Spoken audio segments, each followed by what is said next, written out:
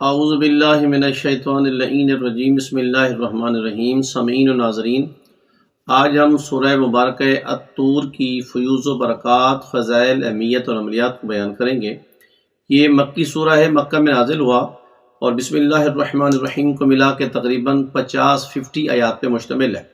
سورہ مبارکہ طور میں تقریباً 10 موضوعات پہ گفتگو کی گئی ہے، جیسا کہ آغاز قسموں سے ہو رہا ہے اور کوہ طور کا جو لفظ طور ہے اس سے بھی آغاز کیا جا رہا ہے۔ عذاب الہی، قیامت کی نشانیاں، جہنم کی آگ کا تذکرہ، جنت کی نعمتوں کا ذکر، رسول کریم کی نبوت، توحید کے دلائل، 3 نماز کے اوقات، 8ویں نمبر پہ قیامت کا تذکرہ اور طور پہاڑ کا ذکر، چوتھے آسمان پہ بیت المعمور کا تذکرہ۔ جب ہم اس کے فضائل کی جانب آتے ہیں تو سرکار دو عالم حضرت محمد مصطفیٰ صلی اللہ علیہ وآلہ وسلم ارشاد فرماتے ہیں کہ جو شخص سورہ طور کی تلاوت کرے گا، پروردگار عالم پہ ضروری ہو جاتا ہے کہ اس کو اپنے عذاب سے امان میں رکھے اور اس کو بروز محشر جنت کی نعمات سے لطف اندوز فرمائے۔ امام محمد باقر علیہ السلام ارشاد فرماتے ہیں کہ جو شخص اس سورہ طور کی تلاوت کرے گا، اللہ تعالیٰ اس کے لیے جنت کی بھلائی کو جمع کر دے گا۔ ایک اور حدیث بھی ہے، سرکار فرماتے ہیں کہ اگر کوئی قیدی جو کہ قید میں ہے، اگرچہ اس کی قید حقیقی ہے، یعنی حقیقی مجرم بھی ہے، اگر وہ انسان دل میں توبہ کو رکھتے ہوئے سورہ مبارکہ طور کی تلاوت کرے، پروردگار عالم اس کی رہائی جلد فرما دے گا۔ اس میں طور پہاڑ، کون سے پہاڑ کا ذکر ہے؟ تو جہاں کافی روایات ہیں، اس کا ایک نچوڑ محاصل یہ ہے کہ اس طور پہاڑ کا ذکر ہے جسے ہم کوہ طور کہتے ہیں، جس پہ حضرت موسیٰ علیہ السلام جا کے اللہ سے ہم کلام ہوا کرتے تھے اور اللہ کے جو ہے نا وہاں کلام الہی کو لے کے وہاں سے واپس آتے تھے۔ اس میں بیت المعمور کا تذکرہ ہے۔ بیت المعمور معصوم ارشاد فرماتے ہیں کہ چوتھے آسمان پہ ہے، جیسا کہ کعبۃ اللہ انسانوں کا کعبہ ہے، بیت اللہ بالکل کعبۃ اللہ کے سیدھ میں چوتھے آسمان پہ یہ ملائکہ کا یہ کعبہ ہے۔ ملائکہ اس کا طواف کرتے ہیں اور یہاں تک ملتا ہے کہ وہاں ایک چشمہ ہے، جس چشمے کو آب حیات کہتے ہیں۔ حضرت جبرائیل علیہ السلام روزانہ اس چشمے سے غسل کرتے ہیں اور اپنے پروں کو، بالوں کو جھاڑتے ہیں، تو جو قطرہ گرتا ہے تقریباً ایک قطرے کے بدلے میں اللہ تعالیٰ 70,000 ملائکہ کو خلق کرتا ہے اور وہ 70,000 ملائکہ جا کے دوبارہ بیت المعمور میں عبادت میں مشغول ہو جاتے ہیں۔ تو بیت المعمور کا تذکرہ بھی سورہ مبارکہ طور میں بیان ہوا ہے۔ یہاں ایک روایت بیان کی گئی ہے کہ جب بروز محشر ہوگا، اچانک ایک منادی ندا دے گا، یا اہل محشر، یا محشر الخلائق، غضوا ابصارکم حتی تمر فاطمہ بنت محمد، کہ اے اہل محشر اپنی نگاہیں جھکا لو کیونکہ پیغمبر کی بیٹی حضرت فاطمہ الزہرا آ رہی ہیں۔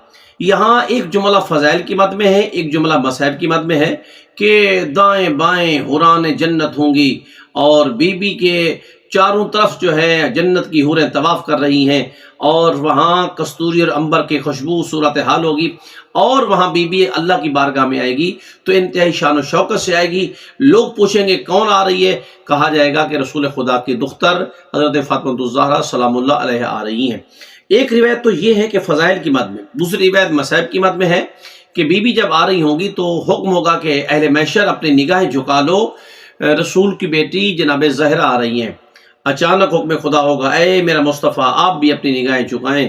تو روایت کے جملہ یہ ہے کہ سرکار دو عالم فرمائیں کہ پروردگار میری بیٹی آ رہی ہے، کیا باپ اور بیٹی کا بھی پردہ ہے؟ آواز توحید آئے گی، نہیں میرا مصطفیٰ، باپ اور بیٹی کا پردہ نہیں ہے، لیکن تیری بیٹی اس انداز سے آ رہی ہے کہ آپ اس کو دیکھ کے برداشت نہیں کر سکیں گے۔ ایک ہاتھ میں حسن کا زہر آلودہ کرتا ہوگا، دوسرے ہاتھ میں جناب حسین کا خون آلودہ کرتا ہوگا، عرش کا پایا پکڑ کے جناب زہرا فرمائے گی پروردگار کیا جرم تھا میری جوڑی کا، کس جرم میں میری زینب و کلثوم ننگے سر بازار پھرائی گئی ہیں۔ تو بہرحال یہ تذکرہ بھی، ایک روایت بھی اسی صورت کے ضمن میں ہے۔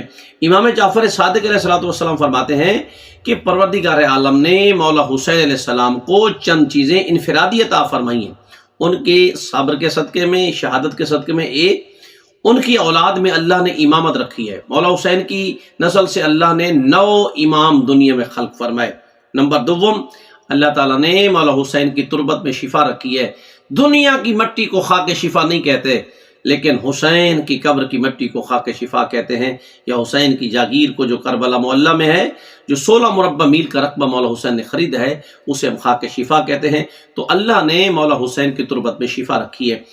قبر کے پاس دعا کی مستجابیت، یعنی اگر قبر حسین کے قریب دعا مانگی جائے تو انسان کی دعا لازمی حتمی قبول ہو جاتی ہے، اور زیارت کے بدلے اللہ نے جنت کو واجب قرار دے دیا ہے کہ جو حسین کا زائر ہے اس کے اوپر جنت واجب ہے۔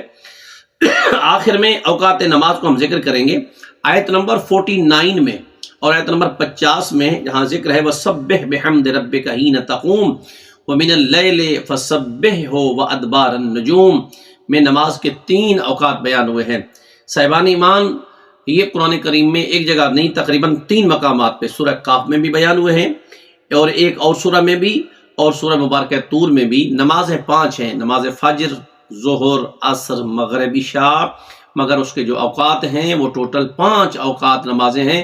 3 اوقات بیان ہوئے، یہ 3 اوقات دلیل ہیں جمع بین الصلاتین، یعنی 2 نمازوں کو جمع کر کے ظہر عصر کو اکٹھے پڑھیں، مغرب عشاء کو اکٹھے پڑھیں۔ اگرچہ روایات میں ہے کہ ہمارے بڑے بھائیوں کی کتاب اہل سنت کی معتبر کتابوں میں بھی درج ہے کہ پاک پیغمبر نے نماز ظہرین اور مغربین اکٹھے پڑھی ہے۔ نہ تو حج کا موقع تھا، نہ جنگ کا موقع تھا، بلکہ حالت اختیاری میں رسول خدا نے پڑھ کے امت کے لیے آسانی پیدا کی ہے کہ آپ یہ ظہرین اور مغربین، یعنی ظہر عصر اور مغرب عشاء الگ الگ بھی پڑھ سکتے ہیں، اکٹھے بھی پڑھ سکتے ہیں۔ اور جبکہ سورہ کاف کی آیت نمبر 40 اور 41 میں سبح بحمد ربک قبل طلوع الشمس وقبل الغروب ومن اللیل فسبحہ وادبار النجوم، یہاں بھی اللہ نے کہا کہ اللہ کی تسبیح کرو قبل طلوع الشمس، سورج طلوع ہونے سے پہلے، یہ نماز فجر کی طرف اشارہ ہے۔ وقبل الغروب، غروب سے پہلے یعنی غروب کے ساتھ ہی قریب قریب، تو یہ نماز مغرب کی طرف اشارہ ہے۔ وَمِنَ اللَّيْلِ فَسَبِّحْ، اور یہ رات کے وقت نماز عشاء کی طرف اشارہ ہے۔ تو یہ تقریباً یہ 3 اوقات جو بیان ہوئے ہیں، تو یہاں جمع بین الصلاتین کی ایک بہترین دلیل ہے۔ آخر میں عملیات کی طرف آتے ہیں۔ امام جعفر صادق علیہ السلام ارشاد فرماتے ہیں کہ اگر سورہ طور کو مسافر اس سورہ کو پڑھے تو اپنے سفر میں ناپسندیدہ امور سے محفوظ رہے گا، حادثاتی موت سے، چوری سے، ڈاکے سے، تمام حفظ و جان میں رہے گا۔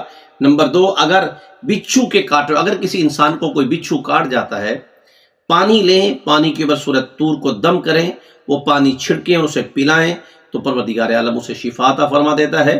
اور اہم ترین عمل ہے کہ اگر قیدی، چاہے وہ بے جرم قید ہے یا مجرم ہو کے قید ہے، سورہ طور کی تلاوت کرے، پروردگار عالم اسے جلد رہائی عطا فرما دیتا ہے۔